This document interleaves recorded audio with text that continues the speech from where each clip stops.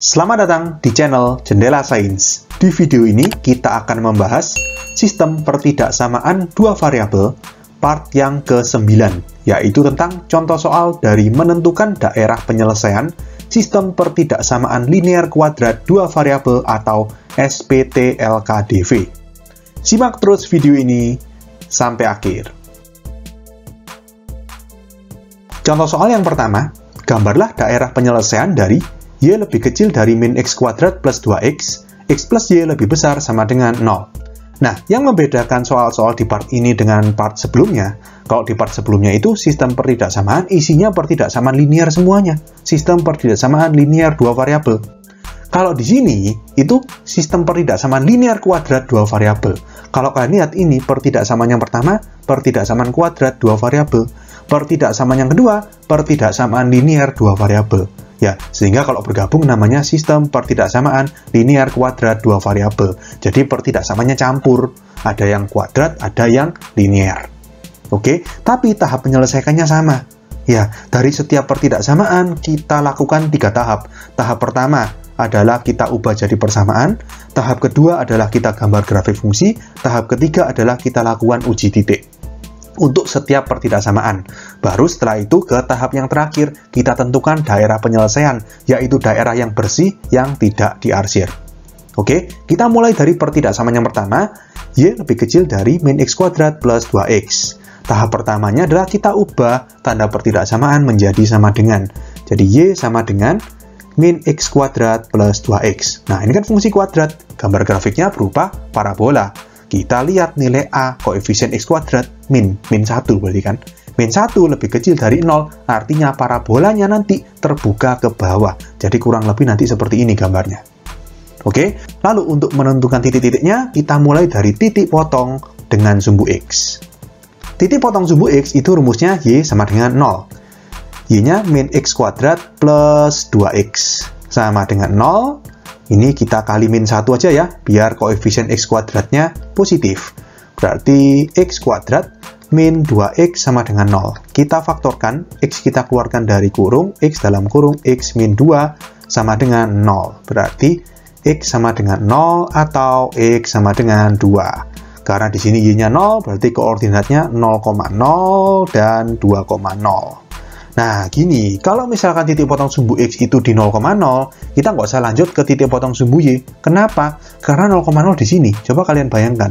Jadi kurva ini memotong sumbu X di 0,0. Atau dengan kata lain, kalau memotongnya di 0,0, dia memotong sumbu Y di 0,0 juga. Ya, jadi nggak perlu dihitung. Ya, kalau kalian nggak percaya, coba kita masukkan. Kalau titik potong sumbu Y kan X-nya yang 0. Masukkan ke sini. Min 0 kuadrat plus 2 kali 0, ya 0. 0,0. Makanya nggak usah dihitung ulang.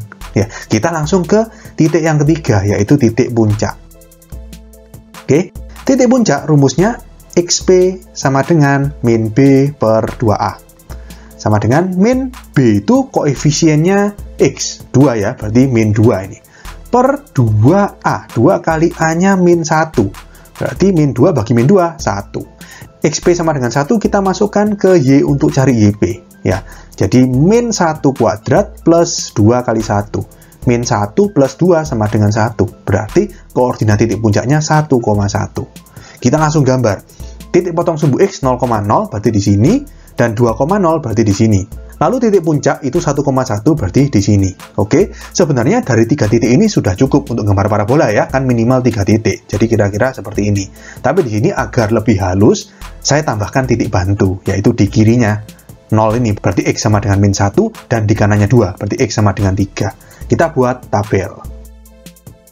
Ini X, ini Y, yang pertama X-nya min 1 tadi ya, yang kedua X-nya 3. Kita coba masukkan. Kalau X-nya min 1 dikuadratkan 1. Kena min, berarti min 1. Plus 2 kali min 1, min 2. Min 1, min 2, min 3. 3 sekarang. Min 3 kuadrat, min 9 berarti. Plus 2 kali 3, 6. Min 9 plus 6, min 3 juga. Jadi kita dapatkan tambahan 2 titik. Min 1, min 3 berarti di sini. Dan 3, min 3 berarti di sini. Oke, kita buat parabolanya. Nah, di sini hati-hati, tanda pertidaksamaan tidak ada sama dengannya. Ya, lebih kecil saja, berarti parabolanya, gambar garisnya, garis putus-putus. Oke, kalau sudah, kita ke tahap yang ketiga, yaitu melakukan uji titik. Nah, di sini kita tidak boleh pakai 0,0 seperti biasa, nggak boleh, karena 0,0 dilewati oleh parabola. Kita ambil titik lain, misalkan 1,0. 1,0 ini terletak di dalam parabola, ya, di daerah sini. Kita tulis uji di 1,0. Kita masukkan ke pertidaksamaan, berarti y-nya 0, lebih kecil dari min x-nya 1 kuadrat plus 2 kali 1. 0 lebih kecil dari min 1 kuadrat min 1 tambah 2, 1. Apakah 0 lebih kecil dari 1? Benar. Kalau benar, berarti daerah di dalamnya parabola ini bersih. Seberangnya, daerah di luar parabola kita arsir. Seperti ini. Oke, sekarang kita ke pertidaksamaan yang kedua.